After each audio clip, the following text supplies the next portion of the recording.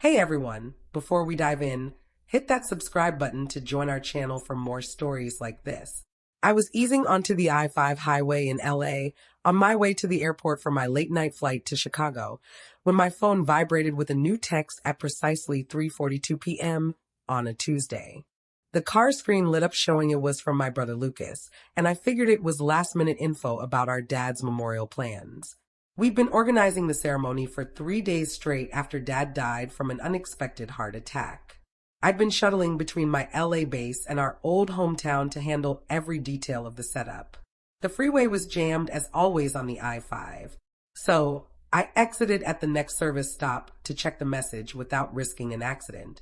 What popped up on my screen sent chills through me and made my hands shake uncontrollably. Skip Dad's memorial tomorrow. Immediate family only. You're not invited. We've agreed you don't fit in with us anymore. Say your goodbyes on your own. Don't try to argue, Lucas. I gazed at the text for a solid 3 minutes, rereading it repeatedly to ensure I wasn't missing some key part. My little brother, the favored one who'd never held a real job in his life, was barring me from our father's memorial. The same brother who'd relied on family funds for the last 10 years while I scraped together my company from zero, grinding through 18-hour shifts and giving up everything for my achievements. My hands trembled as I swiped back through our recent texts, searching for any hint of what had shifted. Just the morning before, Lucas had been blowing up my phone, begging me to foot more costs for the memorial since Dad deserved nothing but the finest and cash shouldn't matter right now. I'd wired $15,000 right away to Serenity Gardens Funeral Home for their top-tier package, the walnut coffin with gold accents, the lavish blooms from the priciest shop in town, the catered gathering for 200 guests with unlimited drinks, and a full 3-course spread. But footing the whole bill apparently didn't buy me a seat at the event. I dialed Lucas immediately, but it rang straight to his usual smug voicemail greeting. Then I tried my sister Vanessa, my stepmom Teresa, my cousin Brian, even my Aunt Linda.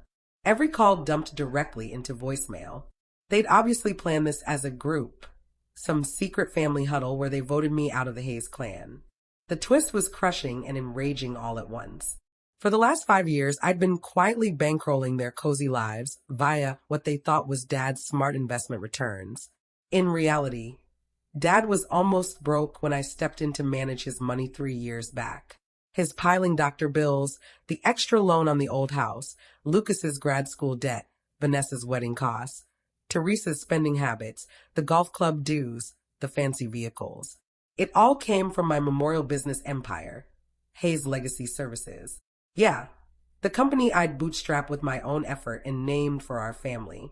I'd kicked off with one tiny, failing funeral parlor in Reno, Nevada, pouring in all my savings and a huge bank loan. In 8 years, I'd expanded it to 67 top spots throughout the western U.S., covering big cities from LA to Phoenix to Denver. Yearly earnings hit $420 million. We managed more than 15,000 ceremonies annually, including for some of the most prominent and affluent folks in California, Nevada, Arizona, Texas, and Colorado. And now they were saying I couldn't show up to my own dad's memorial at a place I fully owned. I grabbed my phone and punched in the number I knew cold, the private line to my main site, Serenity Gardens Funeral Home. This is Sarah Thompson speaking. How can I assist you in this tough moment? Sarah, this is Miss Sophia Bennett, owner and CEO of Hayes Legacy Services. I want you to scrap the Hayes family ceremony set for tomorrow morning right now. There was a stunned silence. Ma'am, that's a major event with tons of prep already done. We've been at it nonstop for 3 days. Are you totally sure about this? 100% sure. Drop it all immediately. The viewing, the ceremony, the interment, the gathering. Give nothing back to the family. The Hayes family has opted to go elsewhere for their needs. But Ms. Bennett, they've put down the $15,000 deposit, and we've set up everything per their exact and picky instructions. The blooms alone ran $3,000. Keep the deposit as a fee for the hassle and short notice switch. Pack up the blooms and send them to nearby hospitals and care facilities. Reroute the food to shelters for the homeless and community pantries. And Sarah, put the Hayes family on our Forever No Service roster for all 67 sites across the country. Got it fully. I'll get on this now and alert all our area leads and site heads. Plus, fire off a full cancellation letter to the family in the next hour. Ensure they get that Hayes Legacy Services won't handle anything for them now or ever. After ending the call, I lingered in my car for a few minutes, my pulse racing as I pondered how our family had sunk to this poisonous low. The Hayes crew had always been messy and rivalrous, but I never pictured they'd drop to such raw meanness. As kids, I was the dependable one, the go-getter, the kid who fixed everyone else's messes. While Lucas blew through college partying on Dad's cash and Vanessa hunted for a rich spouse, I juggled 3 gigs to fund my night classes in business. After earning my MBA, I joined Wilson Funeral Home to master the end-of-life field from the basics. The job was tough, soul-draining, frequently gut-wrenching, but I discovered real purpose in guiding families through their worst times with grace and honor.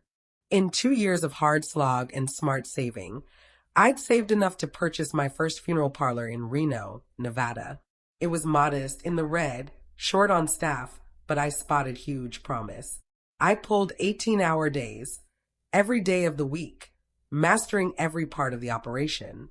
Preservation methods, sorrow support, while handling graveyard oversight, even lawn care and building upkeep. I cared for every client like they were blood, making sure their dear ones got kind, thoughtful attention no matter their wallet or standing. Word spread fast through happy clients. Folks who'd felt our warmth shared with others, and my name for honesty, empathy, and skill grew across Nevada, then California, then the whole Southwest. I plowed every profit dollar back in, snapping up failing parlors and turning them into thriving, admired spots that uplifted their areas. By the time Dad's health tanked hard 3 years ago, Hayes Legacy Services was pulling in enough to silently pick up all our family's rising tabs. Dad never realized his sky-high doctor costs were covered by my firm. He figured his ancient policy was still good and full coverage. Lucas never caught on that his school debt was handled by what I called a family learning fund. Vanessa thought Dad was funding her kids' fancy schooling and her hubby's work costs. I'd been the hidden money cushion, keeping worries at bay while they saw me as the odd one out who'd picked a gloomy, shameful job that made them squirm at parties. My phone buzzed with a call. Lucas's name glowed on the display.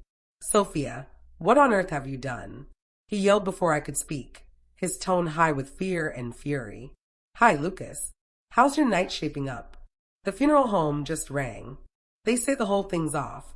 They say we're banned for life from every spot." "What did you say to them?" I told them the straight facts, that the Hayes family doesn't need their help anymore. "This is nuts. You can't wipe out Dad's memorial like that." "Oh, but I can." Seeing as I covered every penny, and seeing as I'm suddenly not family, I thought you'd want to manage it all on your own. You covered the deposit, but we're still kin. You can't do this to Dad. "Kin." I chuckled, but it held zero joy. "Per your text 2 hours back, I'm out. Quote, you don't fit in with us anymore." Dead quiet on his side. "Sophia, I didn't mean it that way. We were just mad about some stuff lately." "What stuff, Lucas? What's my crime this round?" "Well, Teresa said you've been acting all high and mighty. Like you figure you're above us, 'cause you've got cash now." "What cash?" "Lucas, fill me in on this cash I supposedly have. Your company. Folks know funeral places can turn a profit if run smart." I fired up my laptop and pulled the full money logs I'd avoided sharing for ages. "Let's chat cash, okay? In just the last 3 years, guess Dad's doctor costs? Dunno. Maybe $50,000 all in. His plan handled most. $347,000. Lucas, his coverage lapsed 2 years back when he missed payments. Total hush. And your grad loans, the ones you thought Dad was kindly clearing, maybe $30,000 or $35,000 tops. $127,000 plus interest, settled fully last year by Hayes Legacy Services. More quiet. Vanessa's kids' private lessons. Her big wedding tabs.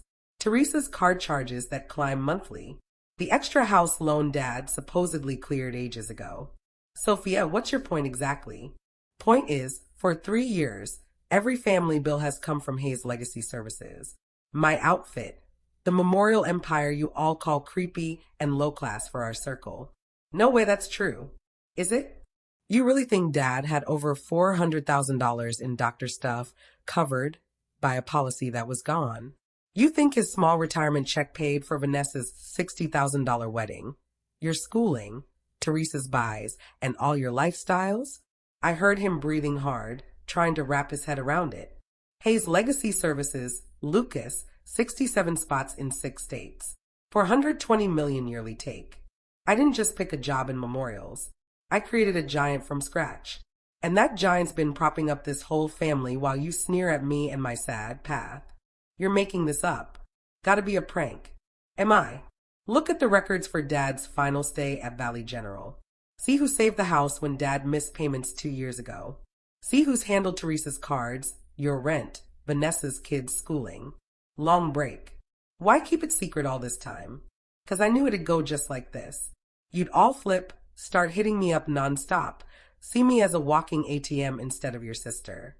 So what's next? Your big move? Now you sort Dad's memorial costs yourselves. And those auto payments hitting your banks for years? They end at midnight tonight. Sophia, come on. We can't swing Dad's send-off without you. Should have considered that before kicking me out. We'll hit up other places nearby. Nearly burst out laughing. Lots of luck. Serenity Gardens was the sole spot in the county open this week.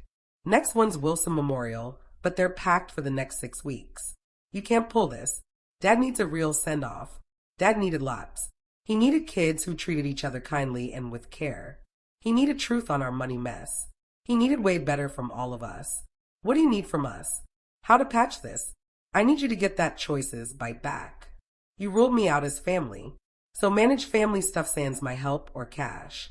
How much to turn it back on? I waited. It's beyond cash now, Lucas. It's respect, basic kindness to folks, especially kin. We're sorry, all right? Huge error.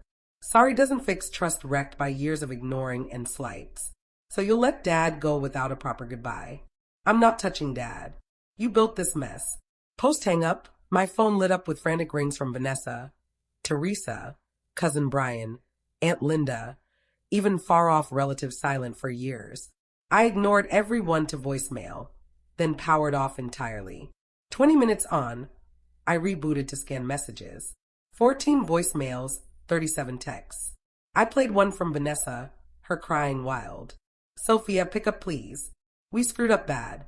I know Lucas's words were awful and can't be taken back, but don't hit Dad for our dumb jealousy. I rang her back. Sophia, thanks heavens. We gotta talk. Go ahead, Vanessa. I'm here. We've been rotten to you. Lucas's funeral ban was mean and wrong. But don't make Dad pay for our stupidity. I'm not hitting Dad, Vanessa. I'm shielding myself from a family that plainly doesn't see my worth or what I've given. We do see it. We were envious. Fine. You've always crushed it, stood on your own, had it all together. We felt small and dumb next to you. So banning me from Dad's memorial fixed that. Teresa started it.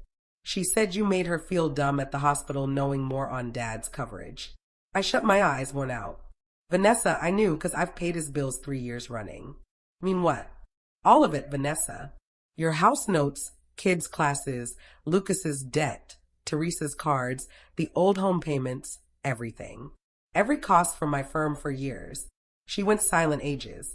Why hide it? I wanted real bonds, love without strings, not because I footed bills. Wanted you to want me around for me, not the money.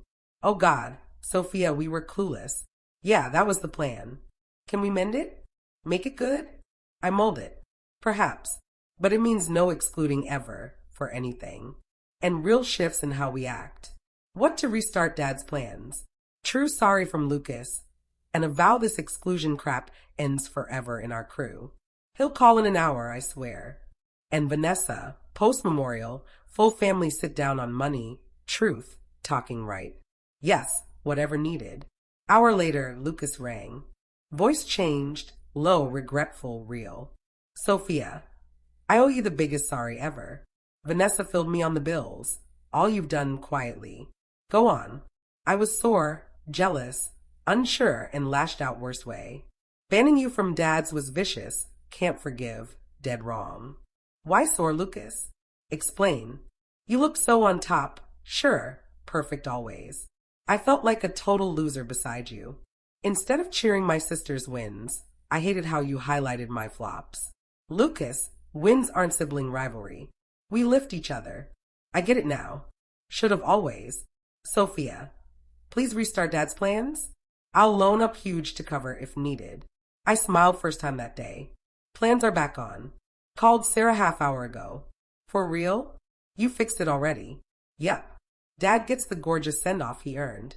But Lucas, this talk, truth, owning up, sorry and shift, this is family. Hold this vibe. I will. Swear. And Sophia, thanks for everything. Caring for us even when we earned none and acted awful. 2 days on, Dad's memorial was stunning. The walnut coffin I'd chosen myself, the grand blooms, the touching tributes from pals and coworkers, the gathering full of warm stories. Lucas spoke warmly on Dad's honor and drive. Vanessa shared his laughs and grandkid love. I talked his forgiveness gift and faith in fresh starts for those who truly seek change. Post-ceremony, wider family and Dad's buddies mingled at the reception. Teresa came up, tears flowing. Sophia, deep sorry from me. I pushed excluding you first, and it was small wrong from my own doubts. What sparked it, Teresa? Help me see. I felt worthless near you.